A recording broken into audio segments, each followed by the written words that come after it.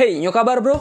Kali ini gue akan memberikan ulasan tentang HP terbaru dari Xiaomi, yaitu Redmi 9 varian RAM 3GB dengan internal storage 32GB. Apakah HP ini layak untuk dimiliki? Mari kita bahas. Seperti biasa, gue mau mulai dari soal desain dan build quality. Layarnya masih pakai desain kamera water drop yang menurut gua sih membosankan. Tapi kekurangan ini langsung bisa ditutupi dengan tampilan layar yang baik. Karena layar ini sudah pakai resolusi Full HD+, dan ini jadi sebuah kelebihan di mana brand lain dengan harga yang sama bahkan kadang lebih mahal pun masih pakai resolusi HD. Jadi layar Redmi 9 bisa menampilkan gambar yang lebih detail. Selain itu, layar ini juga sudah memiliki perlindungan Corning Gorilla Glass 3 dan sudah terpasang anti gores langsung dari pabrik, jadi kita nggak perlu repot-repot lagi. Untuk bagian belakang, Redmi 9 menggunakan bahan plastik yang memiliki pola garis melingkar, membuatnya terasa kesat saat dipegang. Walau terbuat dari plastik, tapi tetap terasa solid. Untuk penempatan kamera belakang ini cukup unik. Kamera dan fingerprint-nya disusun sejajar sehingga terlihat menarik, tapi justru punya kelemahan, yaitu kameranya bisa jadi rentan tersentuh oleh jari. Kalau sudah begitu, lensa kamera bisa cepat buram.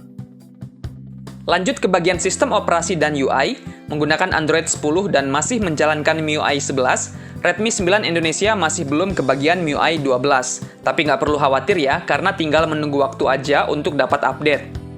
Bicara MIUI sih, udah banyak yang familiar dengan UI ini. Selain punya tampilan yang menarik, juga punya banyak fitur. Mi Apps juga sudah berganti nama menjadi Get Apps. Get Apps ini aplikasi semacam Play Store yang menyediakan berbagai aplikasi dan game yang siap diinstal. Yang membuat Get Apps berbeda dengan Play Store adalah kita bisa langsung install aplikasi tanpa perlu login email. Di setelan telepon, kita juga bisa menemukan menu yang diberi nama fitur spesial. Isinya sih bukan sesuatu yang baru ya, seperti game turbo, dual space, dan mode mudah yang sebelumnya ditempatkan di tempat yang sulit dijangkau. Contohnya aja, dulu gua nggak tahu kalau MIUI punya fitur game turbo karena fitur ini tersembunyi di dalam aplikasi keamanan. Jadi dengan menu fitur spesial, kita jadi lebih mudah mengakses fitur-fitur tersebut. Fitur remote control juga masih ada, karena Xiaomi masih memberikan IR Blast di Redmi 9. Yang cukup menarik adalah di MIUI ini kita bisa menemukan yang namanya fitur pembersih speaker. Speaker internal yang kadang sudah mulai tersumbat oleh debu bisa dibersihkan dengan mengaktifkan fitur ini. Biasanya sih untuk bisa menggunakan fitur ini kita perlu mendownload aplikasi pihak ketiga. Tapi di MIUI kita bisa langsung menemukannya di setelan tambahan telepon. Dengan banyaknya fitur yang diberikan MIUI, dampaknya adalah pada penggunaan internal storage yang besar. Waktu pertama kali dinyalakan dan belum menginstal aplikasi tambahan apapun, sistemnya sudah menggunakan memori internal sebesar 14GB. Wow, ukuran yang cukup besar ya, apalagi kalau melihat internal storage yang hanya 32GB. Sepertinya kita perlu mempertimbangkan penggunaan memori tambahan. Oh iya, ada satu fitur yang hilang dan sangat gua sayangkan adalah tidak adanya LED notifikasi. Padahal fitur ini jadi salah satu favorit gua karena di brand lain udah nggak mau kasih fitur ini. Dan sekarang Xiaomi juga membuangnya. Bicara hardware komputasi, Redmi 9 dibekali spesifikasi yang mumpuni untuk kelas di bawah 2 juta.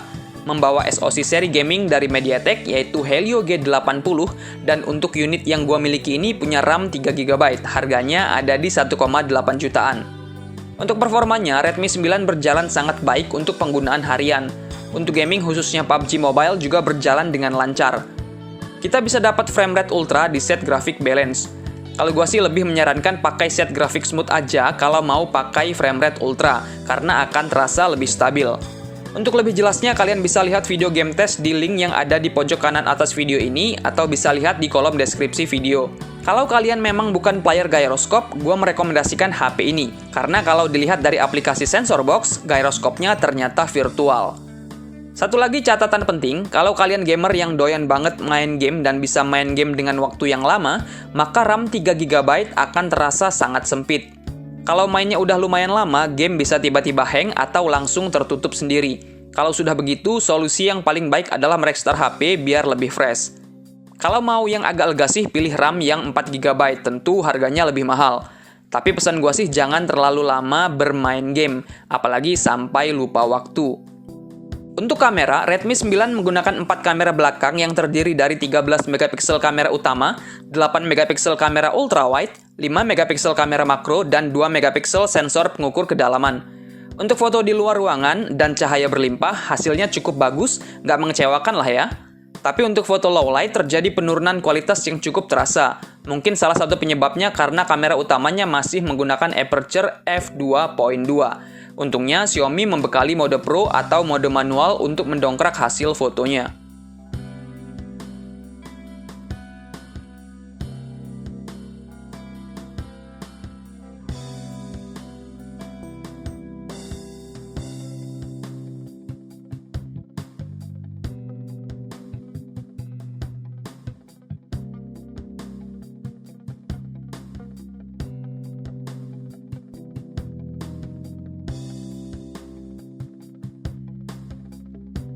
Untuk kamera depan yang beresolusi 8 megapiksel bisa kasih hasil foto yang cukup detail, dilengkapi juga dengan fitur HDR.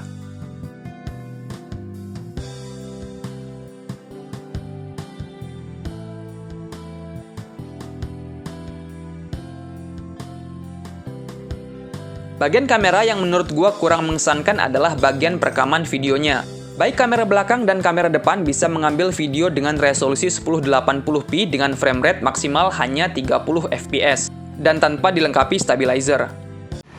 Hey, nyo kabar bro, ini adalah contoh perekaman video kamera belakang dari Redmi 9. Gimana menurut kalian hasil perekaman video kamera belakangnya? Resolusi maksimalnya di 1080p 30 fps.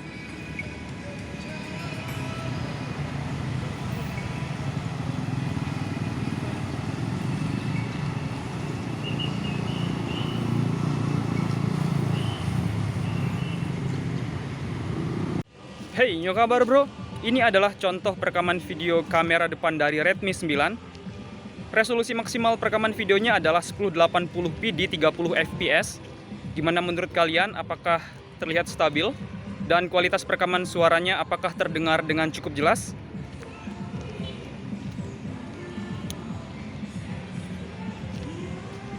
Pada bagian baterai, Redmi 9 dibekali baterai berkapasitas 5020 mAh.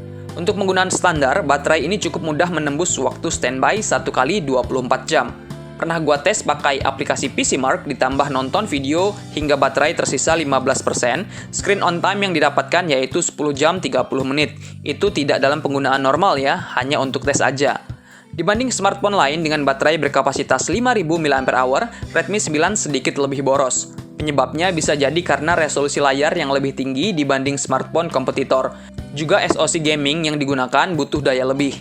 Untuk pengisian baterainya, Redmi 9 sudah menggunakan interface USB Type-C sebagai port pengisian daya dan sudah mendukung pengisian daya cepat 18 Watt. Tapi sayangnya kita tidak bisa langsung menikmati fitur ini karena charger bawaannya hanya memiliki output maksimal 10 Watt aja. Kalau pakai charger bawaan, pengisian dari 0% hingga penuh membutuhkan waktu 3 jam. Oke, poin penting dari Redmi 9 ini yaitu punya layar lebar dengan resolusi Full HD Plus yang jelas bisa memberikan detail lebih baik. Menggunakan SoC Helio G80 yang powerful khususnya untuk gaming. Tapi kekurangannya adalah pada desain layar yang membosankan. Untuk varian RAM 3GB terasa sesak dan tidak cukup mengimbangi SoC yang powerful. Di bagian kamera tidak memiliki fitur stabilizer. Untuk kekurangan yang lain sepertinya masih wajar karena HP-HP sekelas juga demikian. Nah, itu dia ulasan dan pendapat gue tentang Redmi 9. Mudah-mudahan bermanfaat untuk kalian menentukan mau beli atau enggak. Sekian dulu video kali ini, jangan lupa klik like jika kalian suka, share jika bermanfaat, tinggalkan komentar. Buat yang belum subscribe, silahkan klik tombol subscribe dan aktifkan loncengnya, biar nggak ketinggalan video-video terbaru, unik, dan bermanfaat lainnya. Dengan gue Al, terima kasih dan sampai jumpa di video selanjutnya.